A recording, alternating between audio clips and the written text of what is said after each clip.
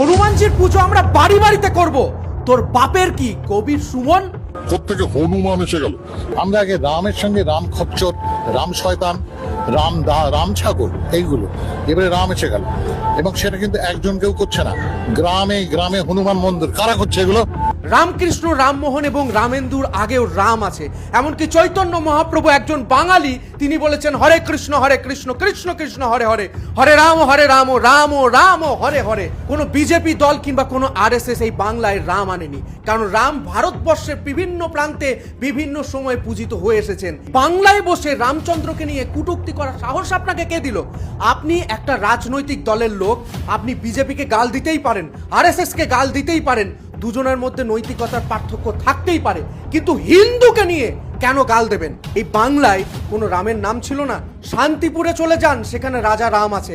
আরে আমাদের নদিয়ায় চলে যান, সেখানে রাজা রাম আছে। এমনকি হাওড়ার কাছে চলে যান, রাজা রামতলা আছে। আপনি কাকে শেখাচ্ছেন? অন্যান্য ধর্মের উগ্রপন্থাকে নিয়ে কেন কথা বলেন না?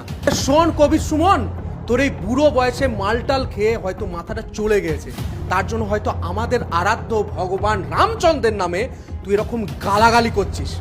আরে পাড়ার মোড়ে মোড়ে, এমনকি বাড়ির মধ্যে দিয়ে রামচন্দ্রের এবং হনুমানজির পুজো হবে। তুই কি করবি বল? তুই কি করবি বল? সেই সমস্ত নীতি এবং আদর্শ নিয়ে আমাদের ছোট ছোট বাচ্চারা বড় হবে। তারা কেউ ডাক্তার হবে, ইঞ্জিনিয়ার হবে, কেউ সায়েন্টিস্ট হবে, কারণ তারা ছোটবেলা থেকে এটুকু জেনে আসবে কিভাবে আদর্শ পুত্র হওয়া যায়। তোর মতন পাঁচ বার বিয়ে করে কেউ পলিটিক্স করে না। শোন, তোর শত্রুতা বিজেপি আরএসএস এর সাথে, তুই তাদেরকে বল।